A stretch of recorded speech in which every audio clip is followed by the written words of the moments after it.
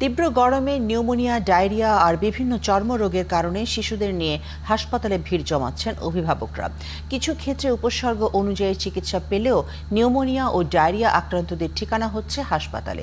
এ সময় বারবার বিশুদ্ধ পানি খাওয়ানোর পরামর্শ দিচ্ছেন চিকিৎসকরা। আরও জানাচ্ছেন ফাল্গুনী রশিদ। ওয়ালটন ফ্রিজ কিনে অনেকের মতো আপনিও হয়ে যেতে পারেন মিলেনিয়াল। সেরা পণ্যের সেরা অফার। দীর্ঘদিন নিউমোনিয়ায় ভুগে যখন সুস্থ হবার পথে, তখনই তীব্র গরমের কারণে আবারও শ্বাসকষ্ট, আবারও ভর্তি হাসপাতালে।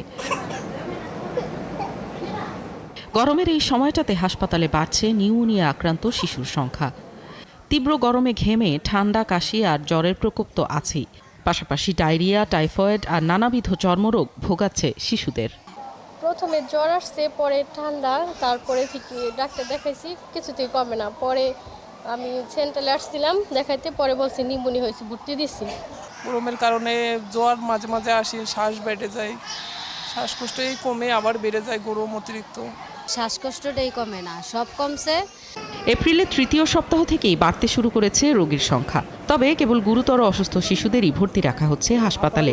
শিশু শরীরের তাপমাত্রা বেড়ে যাওয়া, ঘাম বা প্রস্রাব কমে যাওয়া কিংবা বারবার বমি আর দুর্বলতার মতো লক্ষণ থাকলে দ্রুতই হাসপাতালে নিয়ে যেতে হবে বলছেন চিকিৎসকেরা। বাচ্চাদের অতিরিক্ত দুর্বলতা, ক্ষুধামন্দা, বমি বমি ভাব, মাথা ঘুরাচ্ছে, পাশাপাশি অনেক সময় আছে যে হিটস্ট্রোকের যেটা লক্ষণ, শরীরের তাপমাত্রা অনেক 105-106 ডিগ্রি হয়ে গেছে।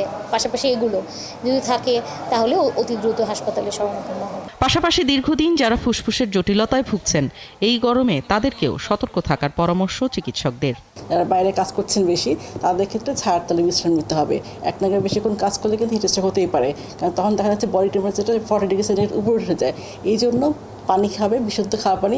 পানিবাহিত রোগ এড়াতে খোলা ভ্যানের শরবত বা পানি না খেয়ে নিরাপদ পানি পান করার তাগিদ বিশেষজ্ঞদের।